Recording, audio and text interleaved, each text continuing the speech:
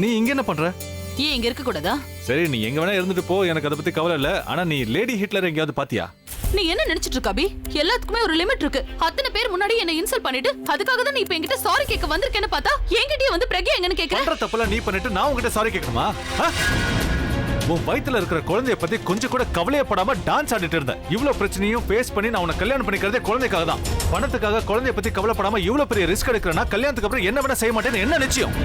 இது பார்த்தனும் என்ன சுத்தி இருக்கிறவங்களா மாறிட்டே இருக்காங்க. நீயும் மாறிட்டேன்னு எனக்கு தெரிஞ்சதுன்னு வை. உன்னை என் வாழ்க்கையில இருந்து தூக்கி எறிஞ்சிட்டு போயிட்டே இரு.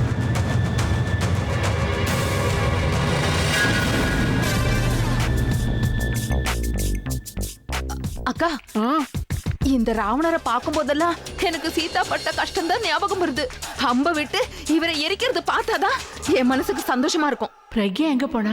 ஆளையே காணுமே. அக்கா, நான் ராவணரை பத்தி உங்ககிட்ட பேசிட்டு இருக்கேன். நீங்க என்ன அங்க இங்க பாத்துட்டு இருக்கீங்க? அப்படி யாருக்கா தேடுறீங்க? ஆமா, நான் இந்த ப்ரோக்ராம் எவ்வளவு நல்லா நடக்குதுன்னு பாத்துக்கிட்டு இருக்கேன். எவ்வளவு பிரம்மாண்டமா ஏற்பாடு பண்ணிருக்கா. எத்தனை பேர் வந்திருக்காங்க. எல்லார் முகத்திலையும் சந்தோஷம் தாண்டவம் மாடுது, கொண்டாடுறாங்க. இருக்காதாக்கா, இந்த ஃபங்க்ஷனை ஏற்பாடு பண்ணதே நம்ம அபிதானே.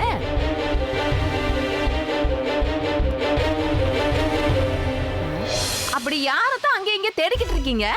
அது இந்து, நான் பிரபாவை தேடிட்டு இருக்கேன். அவங்கிட்ட ஒரு முக்கியமான விஷயம் பேசணும். அதோ இருக்கான், நான் போறேன். பிரபா, பிரக்யா எங்க? ஆளையே காணோம். யாரு? பிரக்யாவா? பாட்டி, அவங்க பேரை கூட என் முன்னாடி சொல்லாதீங்கன்னு அவங்க கிட்ட எத்தனை தடவை சொல்லிருக்கேன். என் மூளையை ஸ்பாயில் பண்ணிட்டீங்க. அவங்க பேரை கேட்டாலும் எரிச்சலா இருக்கு. அதுதான் விஷயமா? ஏதோ தப்பா இருக்கேன்னு நினைச்சேன். உங்களுக்கு என்னாச்சு? எதுக்காக நீங்க பிரக்யாவை தேடுறீங்க? என்ன வேற என்ன பண்ண சொல்ற? அவ என்ன நினைச்சிட்டு இருக்கான்னு எனக்கு தெரிஞ்சே ஆகணும். இவ்வளவு பெரிய ராவண உருவ பொம்மை வச்சிருக்கா. இதுக்கு எவ்வளவு செலவு பண்ணான்னு தெரியல. இது என்ன அவ அப்பா விட்டு சொத்தா? அபி பேரை வச்சு சம்பாதிக்கிற பணத்தை அவ இஷ்டத்துக்கு செலவு பண்றா. யார கட்டி இப்படி பண்றா? நீங்க கேட்க போறீங்களா? நான் கேட்காம வேற யார் கேட்பா? எனக்கு என்ன அவளை பார்த்து பயமா? நமக்கு செலவு பண்றதுக்கு மட்டும் ஒவ்வொரு பைசாவுக்கும் அவ கணக்கு பாக்குறா. ஆனா இங்க விளம்பரத்துக்காக இவ்வளவு பணத்தை செலவு பண்ணிருக்கா. இத கேட்காம விட மாட்டேன். அக்கா, இந்த கோவம் கொஞ்சம் கூட குறையாம அப்படியே பாத்துக்குங்க. நான் இப்பவே போய் பிரக்யாவை கூட்டிட்டு வரேன். கோவத்துல நீங்க அவளை எப்படி திட்டுறீங்கன்னு நான் பாக்கணும்க்கா. ஓகே, இங்கே இருங்க, நான் இப்பவே கூட்டிட்டு வரேன். சீக்கிரம் போ. ஐயோ பாட்டி, என்ன காரியம் பண்றீங்க? பக்கத்துல யாரு இருக்காங்கன்னு கவனிக்க மாட்டீங்களா? அவங்க காதுல மட்டும் இது விழுந்திருந்ததுன்னா. அவதான் போயிட்டாளே, விடு. பிரக்யாவை பாத்தியா? எங்க போனானே தெரியலையே. பாட்டி, அவங்க இங்கதான் எங்கேயாவது இருப்பாங்க, வந்துருவாங்க. நீங்க டென்ஷன் ஆகாதீங்க. போய் தேடி பாருப்பா. அவளை நினைச்சா எனக்கு ரொம்ப டென்ஷனா இருக்கு. சரி சரி பாட்டி, அவங்க எங்க இருக்காங்க நானே போய் பார்த்துட்டு வரேன். நீங்க அது வரைக்கும் டென்ஷன் ஆகாம இருங்க. நான் இப்ப வந்துடுறேன்.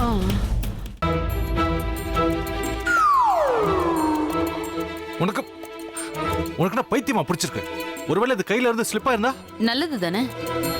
உன் லைஃப்ல இருக்கிற எல்லா டென்ஷனும் போயிடும். அதோட எனக்கும் சந்தோஷமா இருக்கும். சந்தோஷம்? பின்ன என்ன பண்றது? பொண்ணு கல்யாணம் பண்ணிக்கிட்டு ஒரு புது வாழ்க்கையை என்னால ஆரம்பிக்க முடியல. உன் கையால செத்தாலாவது என் வாழ்க்கைக்கு ஒரு அர்த்தம் கிடைக்கும்ல. அது மட்டும் இல்லாம உனக்கு என் மேல இருந்த அன்பு குறைஞ்சிருச்சு. பொண்ணு பொறுத்த வரைக்கும் நான் உன்னோட பழைய தனுவே இல்ல. பணத்துக்காக என்ன வேணா செய்வேன்னு நினைச்சிட்டு இருக்க. அந்த அளவுக்கு நான் கீழ்த்தனமானவல்ல. தனு, நான் ஏதோ கோவத்துல பேசிட்டேன். எனக்கு கோவம் வந்ததுக்கு காரணமும் நீதான். பண்ற தப்பெல்லாம் நீ பண்ணிட்டு நான் சாரி கேட்கணும்னு எதிர்பார்த்தா எனக்கு கோவம் வராது? சத்தம் போட்டு சொல்றதுனால உண்மை என்னைக்கும் மாறிடாது அபி. நீ சொல்ல வேண்டியதெல்லாம் ஏற்கனவே சொல்லிட்ட.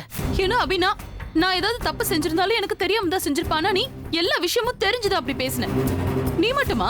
இந்த வீட்ல எல்லாருமே என்ன கண்டுபடி பேசுறாங்க. நான் இப்ப என்ன நிலைமையில இருக்கேன், நான் எப்படி ஃபீல் பண்ணுவேன்னு யாருமே யோசிக்கல. கூடிய சீக்கிரம் நம்ம கல்யாணம் நடந்துராதான்னு நான் தினம் வெயிட் பண்ணிட்டு இருக்கேன். ஆனா அது நடக்கல. நீ நம்ம கல்யாணத்தை பத்தி இப்பெல்லாம் பேசுறதே இல்ல. எங்க வீட்ல எங்க அப்பா அம்மா என் கூட பேசுறதே நிறுத்திட்டாங்க. நான் எல்லா விஷயத்தையும் மனசை விட்டு ஷேர் பண்ற ஆலியா கூட இப்ப என் கூட இல்ல. என்னோட பேசிக் விஷயங்களை கூட செஞ்சுக்க முடியாத அளவுக்கு ஹெல்ப்லெஸ் ஆயிட்டேன். அபி, நான் ரொம்ப லோன்லியா ஃபீல் பண்றேன். மனசளவுல உடைஞ்சு போயிருக்கேன். அதுலயும் நம்ம குழந்தைய பத்தி யோசிக்க என்னால கண்ட்ரோல் பண்ணிக்க முடியல. எல்லாம் சரியாயிடுங்கிற நம்பிக்கையோட தான் நான் இருக்கேன். ஆனா நீ இப்படி எல்லாம் நடந்துக்கிறத பாக்கும்போது அந்த நம்பிக்கையும் போயிடும் போல இருக்கு. இப்படி பொண்ணையும் கஷ்டப்படுத்திட்டு நானும் கஷ்டப்பட்டு வாழ்றதுக்கு நான் செத்தே போயிடலாம்ல. வாயை உடைச்சிருவேன் தனு. இன்னொரு தடவை இப்படி பேசாத. நம்ம ரெண்டு பேருக்குள்ள அண்டர்ஸ்டாண்டிங் இல்லைன்னு எனக்கும் புரியுது. ஆனா இந்த மாதிரி நேரத்துல தான் ஒருத்தருக்கு ஒருத்தர் சப்போர்ட்டிவா இருக்கணும். நான் ஏதோ கோவத்துல பேசினதெல்லாம் நீ தப்பா எடுத்துக்கிட்டா எப்படி சொல்லு? உன்னை விட்டு கொடுக்க கூடாதுன்னு எந்த பிரச்சனை வந்தாலும் பிரக்யா கிட்ட சண்டை போட்டு உனக்கு சப்போர்ட்டிவா பேசிட்டு இருக்க. ஆனா நீ என்னடனா அதை பத்தி கேர் பண்ணாம பிரச்சனை மேல பிரச்சனை பண்ணிட்டு இருக்க. இதுக்கு மேலேயும் நீ எக்ஸ்பிளனேஷன் கேட்டா I really can't help it. அபி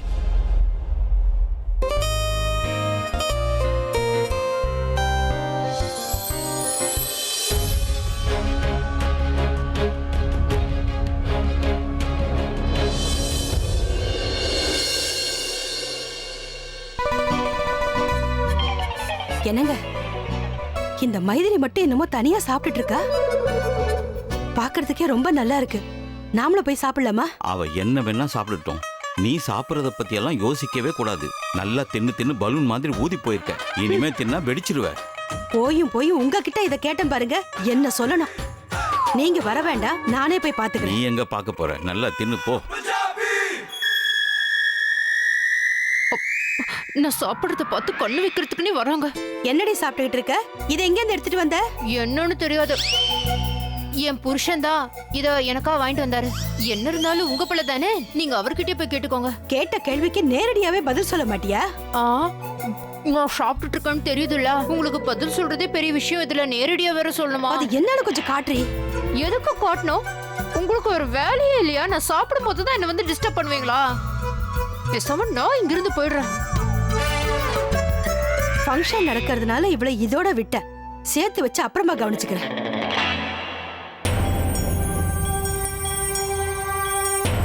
நில்லு பிரபா. அக்கா, இந்த பிரக்யா எங்க போனானே தெரியல. எல்லா இடத்துலயும் தேடிட்டேன். பிரக்யா உள்ள இருக்காளா இல்லையான்னு பாத்துட்டு வர சொல்லி ரோஹித் அனுப்பி இருக்கேன். அவனையும் இன்னும் ஆள காணோம். அதோ வரா பாருங்க. என்னாச்சு? ஏன் இவ்வளவு டென்ஷனா இருக்க? பாட்டி, அது வந்து நான் அக்காவை ரூம்ல மட்டும் இல்ல, வீடு முழுக்க தேடி பார்த்துட்டேன். அக்கா எங்கேயுமே இல்ல.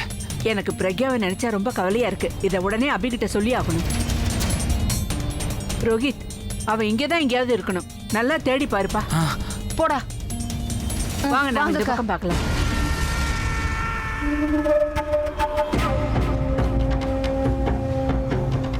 எது நடக்க கூடாதுன்னு நினைச்சனோ அதுதான் நடக்குது. பிரக்யாவை காணுங்கிறதுனால எல்லாரோட கவனமும் அவ மேலதான் இருக்கு. அவன் செஞ்ச வேலைக்கு ஒண்ணுதான் புரியல. பிரக்யா இவங்களுக்கெல்லாம் எதிரி. அவளை காணனா இவங்கெல்லாம் ஏன் இப்படி பதறாங்க?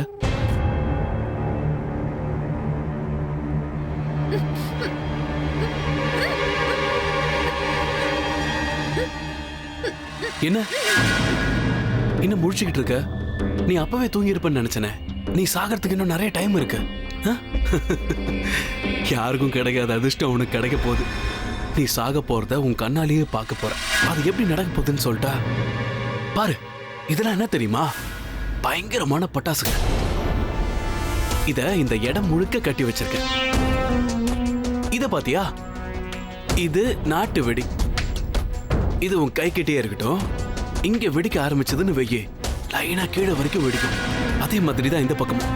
அப்புறம் இத கீழெல்லாம் பாரு, சின்ன சின்ன பட்டாசு தான் வச்சிருக்கேன். ஆனா சத்தம் பலமா இருக்கும். காதே செவிடாயிடும்னா பாத்துக்கோங்க. அப்புறம் இது ரொம்ப ஸ்பெஷல். இத தேங்காய் வெடின்னு சொல்லுவாங்க. இது வெடிச்சதுன்னா மண்டைய பழக்கிற மாதிரி அப்படியே ரெண்டா உடையுமா. அதனால என்ன பண்றேன்னா இத உன் தலைக்கு மேல வச்சிடறேன். ஒரு பொட்டு நெருப்பு பட்டுச்சுன்னு வை, அவ்வளவுதான், டும், தலை சதறிடும். கேட்கவே நல்லா இருக்குல்ல? தலை போச்சுன்னா முண்டை கத்துமா?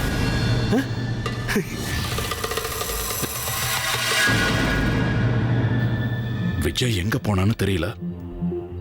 கண்ணுல பட்டாலும் பரவாயில்ல, அவனை காணோம்னாலே எனக்கு வயித்துல புளிய கரைக்குது. ராஜனா, நீங்க இங்க தனியா என்ன பண்ணிட்டு இருக்கீங்க? இருக்கிற தலைவலி போதாதுன்னு இவ வேற வந்துட்டாளா?